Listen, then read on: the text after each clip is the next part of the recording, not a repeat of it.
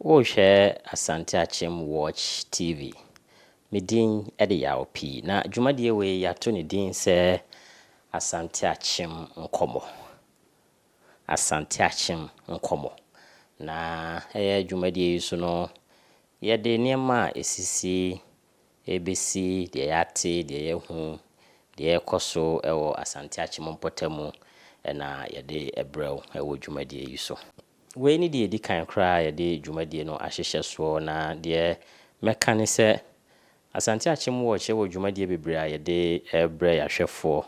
yahye baako ase a yefre no mikrom na ewo mikrom so no yema wakwanya no ema oto nsafre na yaba okrom na yabehwe kro no yani krom afo adi nkɔmɔ yatwa kro no akyere ewiase yakokrofa saa nso na yakɔ atwede enti eno nso nye dwumadie a akyɛ Asante-Akyem Watch ehye yen TV dwumadie ase no enche bebre enti programs ni nyina no fresh na yede bro ade ba kwam de beto dwane se esanse yewo asantemamu nti no yebeka twi kasa na emom esanse abefo ententan enso ko wiase nyina enti no etoda yede brofo kakra ebefra enti yebetwi na yasa apoto yetwi ama yekromfo no anya bi adi na ewia ya poto ama ahoho nso anya bi atafre said ebe ya obi ana wo hwe ye no would understand what we mean with our programs. Na said misika ye no program we titru no Asante-Akyem Nkɔmɔ ahade edi nkɔmɔ dwendwena Asante-Akyem ho na yehwe de Asante-Akyem ebekɔ enti ene no de edi kan no me shedan haupi na emom make wo se de Asante-Akyem esitie se wo free nkran besia kokumase a kumase ne nkran kwantempɔn no wo ye dai wo befa Asante-Akyem wo befa ho saa nso na wo free wodan ne saa potem ho nso ba wo ye dai wo befa Asante-Akyem enti wo de ko Eastern ne Southern Ghana de Asante-Akyem is the gateway to Asante de wo beka na Ashanti region no ye ka no Asante saa na tie na eno achi no mabo ni sei na kyerɛ no me ka sɛ Asante-Akyem no baako nanso politically no sɛ de be ya be ma abansa aso enipa ewo mpɔtamu ntina banchiche krom de friend district municipal metropolitan assemblies no nti aban akyeche Asante-Akyem no mu miensa ewo Asante-Akyem North ni Kropon ene Agogo yede yeka no ago ena yesan wo Asante-Akyem Central no so Kropon ye kono Nwodumase na Asante-Akyem South no so ni Kropon ene Dwaso enti san Kropon kese we no ne Asante-Akyem Kropon miensa ehwe politically the political districts no we morning Kropon ehwe so na nso ye san Kropon free ho ayi won kro akese kakra enso ka wo ho nti wo kɔ nofa ubenya Dwansa ubenya Dome Abra yeta frɛ no Dome no san so na wusane ebomu ɛhɔ a wo de fra Agogo na ubenya yoso na wasa enya Amantena ne nkro ekeka ho na wo ye dra Agogo no ubenya hwedie mu nso no nso kura eno nso amani mo so kakra Central nso no omonkro no ye bonu mienu omaye ntaafo na omonenam enti ubonsi okono Nwodumase se dem sika na ye Kropon no saa nso na ubenya Dwiase praso na wasa enya Petransa nyabo enti sana Central nso kro no aye omonkro a ekɔ animu kakra no so na ma bobodin no afei se wo ba South no so pa Kropon ni Dwaso no South no so pa na ye hwe animu kra sa afei se nka ban be chiche district ni mu ananka ye hwe animu se nka obeche ama South enso ya chemu mienu amasa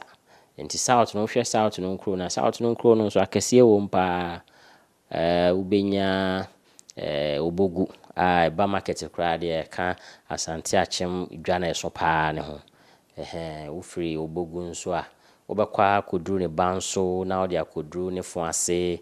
na wode akoduru banka na wakoduru amantia eno ena yekure twato na watwa asuopra de aduru Eastern region aje se waduru ofo ase ayire bi constituency. Saa nso ena wofa nkran kwan so nso a wobenya atwede na wanya asankare na wanya dade so. Na se wudu asankare na wofa nifa aya wo konkran na wobekwa akopie dampon ene na subua. Ne nyina aye nkura amani mu so yie pa. Na se wugina asankare nso na wofa obonkuma na akopie titikro ba akopa a friend bompata.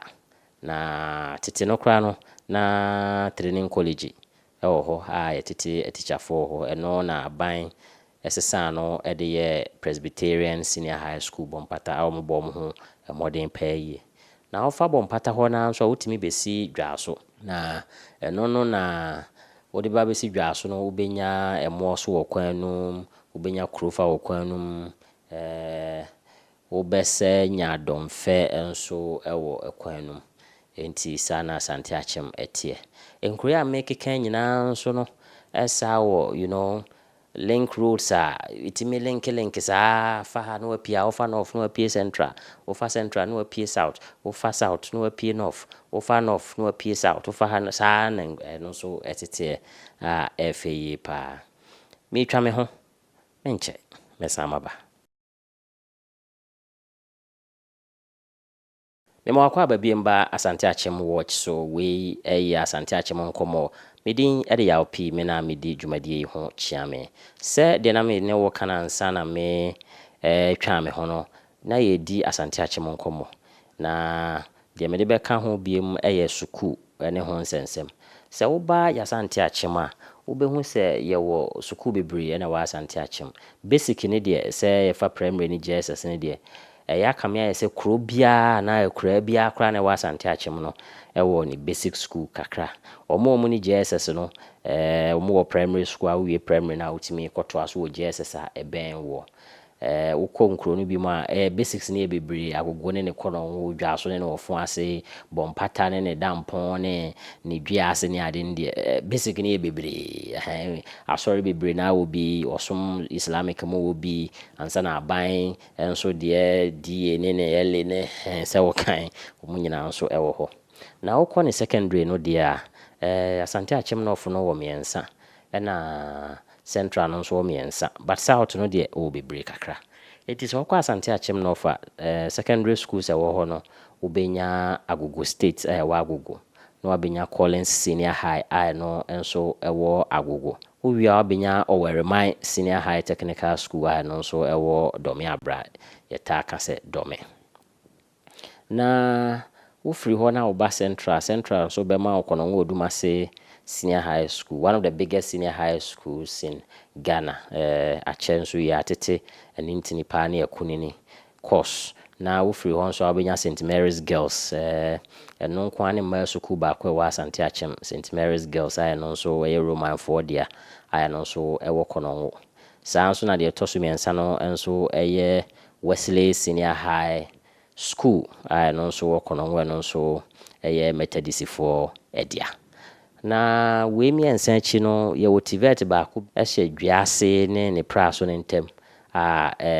ekofem kakra na nso mahu se nanse omo keka omo ho keka ne mabom se ebesa amani mo so nti o dwiase praso technical vocation abi enso ehye ho sa na okọ south no ukọ dwaso ayo dwaso senior high technical school saa nso ne wo Ofuase Senior High Technical School and your Banka Community Day School. Na yesa wo Bompata Presbyterian Senior High School ayo Bompata. Na yewo Jubilee Senior High School ayo Dampon. Na yesa wo Methodist Senior High School ayo Krofa. Na yewo TVET bako ayo nonso ewo Asankare. School kese titi school pa first ne friend Asankare youth that's all haban man muso pa no so omo bo wo mo ho modern nkakra na eno achi no na se Asante-Akyem sa wo private schools aban nyamfa ne nsanso mo nso omo nkwala bebre ba ko ni o drop in senior high school a ewo obogu nkwala wo mpa wo hwe ye platform na bo se ye kodi nkɔmɔ ewo ho ma ye de beto ho ma ye ne omo teacher for ni prefects ni students ni bi kasae o drop in for bo mo ho modern pa ye sanso na more so enso there's a secondary school there enso private almost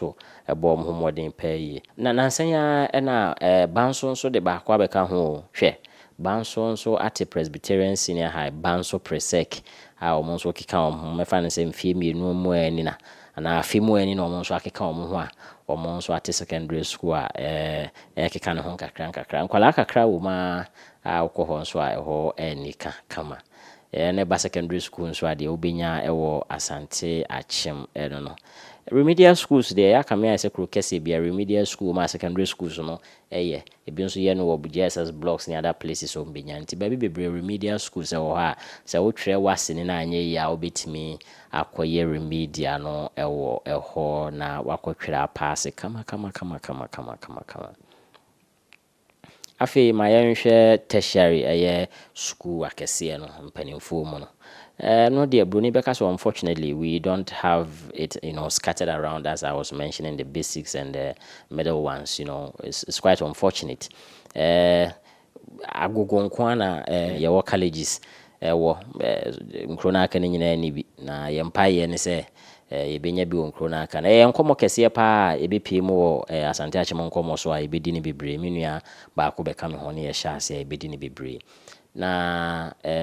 agogo de nso ni nyina yɛ presby enti ɛwɔ Presbyterian University a ɛwɔ agogo private presby for there a ɔmo courses bi te sɛ medicine ne nursing ne de keka ho business courses agogo campus sanso ne ɛwɔ Presbyterian Nurses Training College ne midwifery no so ɛwɔ hospital hɔ a obesa enya Presbyterian Teachers College of Education Presbyterian College of Education mo so kire teacher for mo teacher for mo be kire enkwala ade nti saa suku we mu no na wo agogo Presby for there Kumasi Technical University there kanene e friend K Pole no me na se K Pode Pode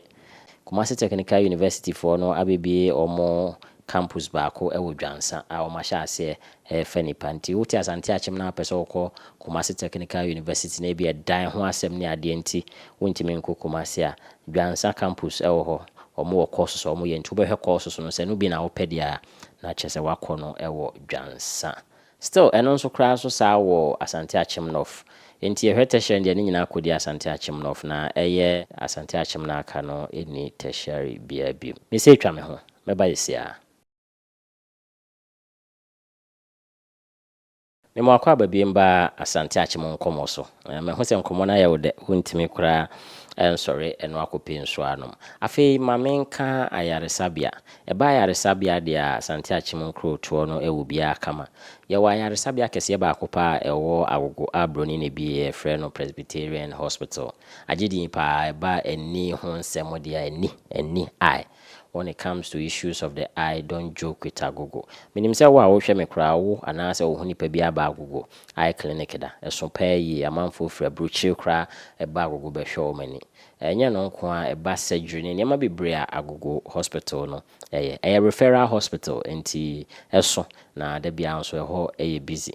Saa nso na kono won so Abayanda Roma yesi hospital kese ba akwa ye bia no no so referral hospital boy dwuma pa